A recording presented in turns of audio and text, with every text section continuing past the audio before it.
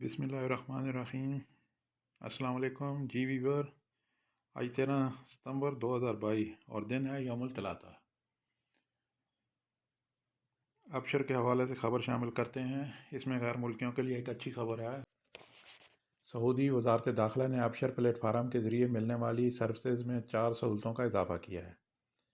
امن عامہ کے ڈائریکٹر کرنل محمد بن عبداللہ البسامی نے پیر کو ابشر کے ذریعے 4 نئی خدمات کا افتتاح کیا۔ عکاظ اخبار کے مطابق وزیر داخلہ شہزادہ عبدالعزیز بن سعود وزارت داخلہ اور اس کے ماتحت اداروں سے متعلق تمام امور آن لائن کرانے کا عزم رکھتے ہیں۔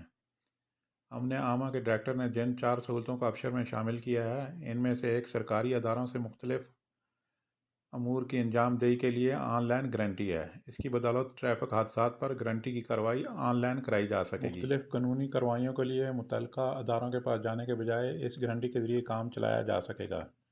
دوسری سہولت یہ دی گئی ہے کہ ہتھیار لے کر چلنے کے لیے اجازت نامہ آن لائن حاصل کیا جا سکے گا۔ اس کے لیے وزارت داخلہ سے رجوع کرنے کی ضرورت نہیں رہے گی۔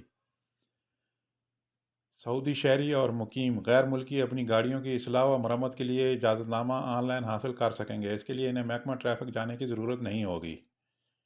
پرائیویٹ سیکٹر کے لیے پبلک ٹرانسپورٹ کی گاڑیوں کی سروسز بھی آن لائن حاصل کی جا سکیں گی۔ اس کے لیے بھی دفاتر سے رجوع نہیں کرنا پڑے گا۔